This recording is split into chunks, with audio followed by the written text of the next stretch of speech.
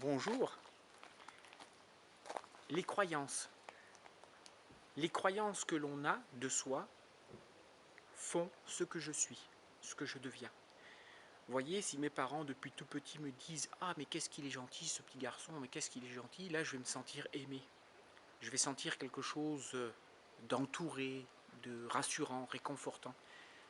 Conclusion, dans ma vie d'adulte, je vais adopter ce comportement, ce même comportement, pour aussi me sentir aimé et entouré. Mais quelque part, je ne suis pas complètement moi.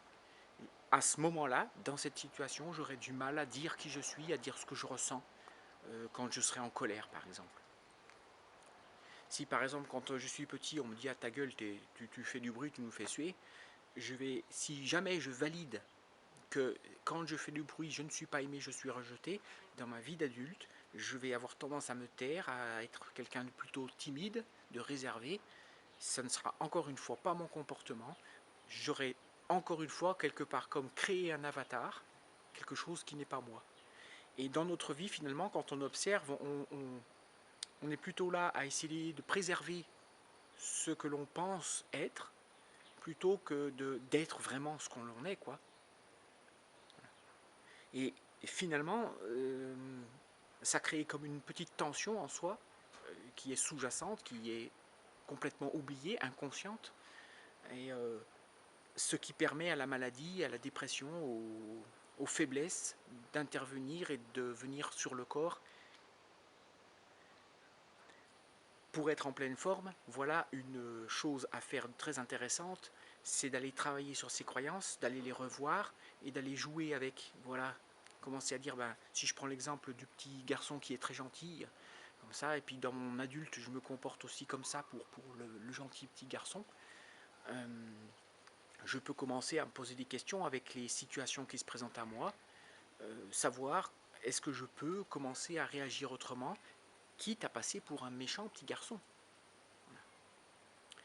À cet instant où je commence à être moi, à oser dire non, je ne veux pas, je ne suis pas d'accord, je vais me renvoyer quelque chose comme ah bah t'es pas sympa, c'est quand même pas cool, et ça risquerait de casser mon avatar, qui n'est pas moi, ce sont mes croyances.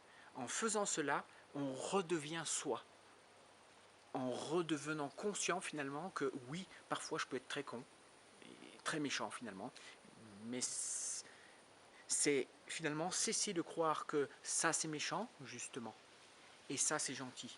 Non, il n'y a pas de méchant, il n'y a pas de gentil, c'est moi.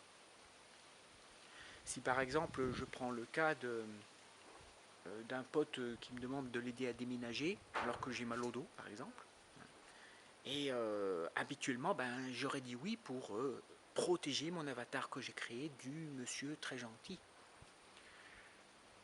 Eh bien là, aujourd'hui, je suis capable de lui dire, écoute, non, j'ai mal au dos, tu demandes à quelqu'un d'autre, je t'appelle un pote, je ne vais pas faire ça. Non, non, au lieu de faire ça, on protège encore notre avatar en disant, écoute, non, je suis désolé, je ne peux pas parce que, ben tiens, je suis pas là. Donc, on va inventer des choses, des subterfuges, mais en aucun cas, on va oser dire franchement qui je suis vraiment. On va plutôt protéger ce qu'on a construit et l'image que l'on montre. Voilà. Finalement, pour écarter toute maladie, toute dépression, toute faiblesse finalement, eh bien, c'est de revenir à soi en cassant ou en démontant ou en tirant un petit peu sur ses croyances pas tellement vraies finalement. Merci, bonne soirée.